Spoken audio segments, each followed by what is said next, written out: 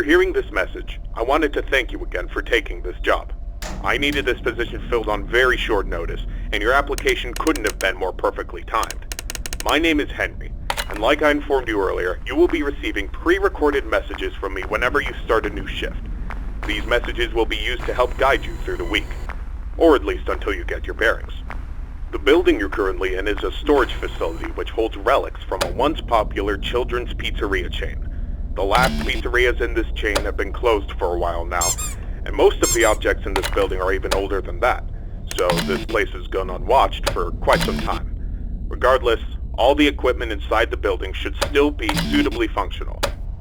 Now, I'm afraid this job won't be as simple as sitting around in your office and checking cameras. This building houses several decommissioned animatronic animals that once entertained children in those aforementioned pizzerias.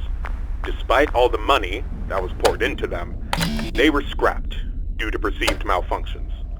I had my gripes about this choice, but regardless, they have been stored here for a while now. For most of that time, they've been gathering dust. However, lately, I've been seeing signs of activity inside the building. I have reason to believe that someone has been tampering with the decommissioned animatronics and is attempting to reactivate them. Now, I don't think you'll have to worry about encountering whoever has been tampering with the animatronics during your shift. You should be more worried about the animatronics themselves.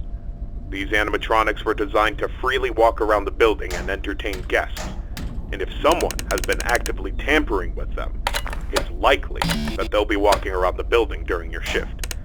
Now, I'm not sure what changes have been made to their AI, and that means I don't know how they'll react to the sight of you. With that in mind, we should prevent them from reaching you. You have a few tools at your disposal to help make it through your shift. You have been provided a camera panel that lets you remotely access all the building's cameras. Use these cameras to keep an eye on the animatronics and ensure none of them are moving. There is a separate set of cameras placed inside the air vents of the building. In your office, to your right, is a building status panel. You can use this to stay aware of the current status of the building's various systems. Most important is the building's power. Your power supply is limited and is consumed by several systems in the building. Your cameras do not consume additional power, as they run on a separate, unrestricted supply.